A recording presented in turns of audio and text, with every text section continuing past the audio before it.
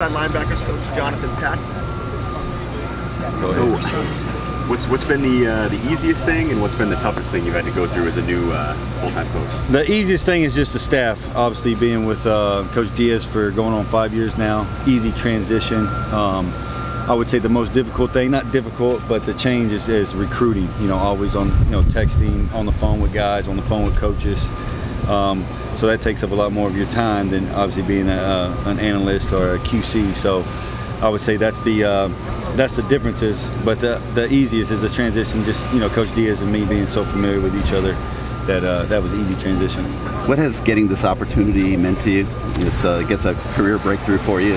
It's an unbelievable breakthrough. This is what you work for. I was 4 years as graduate assistant, 2 as a quality control, and all you work for is that first opportunity. And it was an unbelievable opportunity to be here at Miami with Coach Rick and Coach Diaz. So I'm so blessed that it happened here. But that it's just the first job is the hardest, and now that I've got that on my resume, it's unbelievable, and that's what you work for. I know the guys were so excited to be working with you. I mean, like Shaq lit up just about it.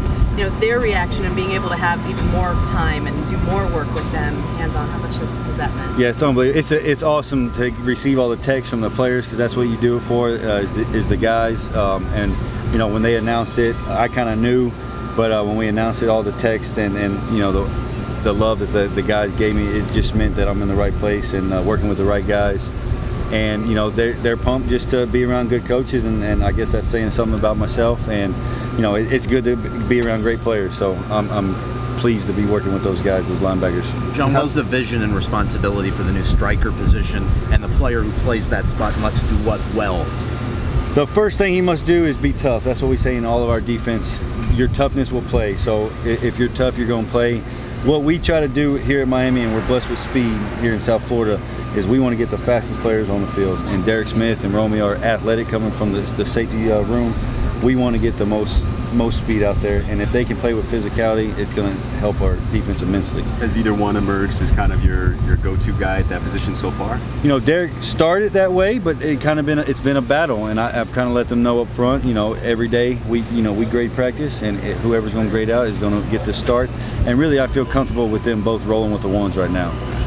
They can both roll with the 1s and 2s, and then Wilder can get his mix with the 2s as well. Is Wilder playing that position, or is he kind of more of Sam? Is he both? He's right now, he's considered a striker right now. Obviously with Derek and Romeo being ahead of him a little bit, but he's competing, and when we ask him to play man, he can play some man. So it's good to see out of Wilder. And does the striker play in base, or is it mostly a nickel position? Right now, that is our base. That would be our base considered right now, with CJ and Zach being down for the spring. That is our base package. And then as far as those guys, do their responsibilities change at all? Did you kind of develop them in a different way now? We asked them to do a little bit more things that Zach and CJ haven't done in the past. Playing a little bit more man, just with their athleticism out there. It kind of changes the dynamic of our defense, I think, with them, because you can do more things with those guys out there, just with their athleticism, length, and they've shown that.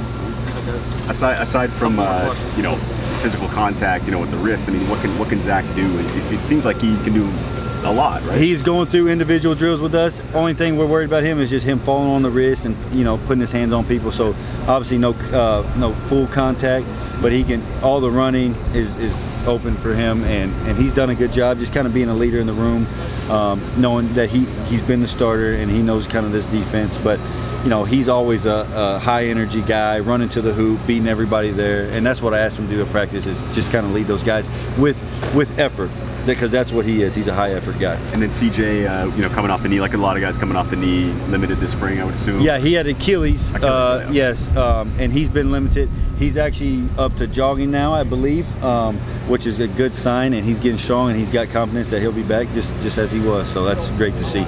Achilles limited.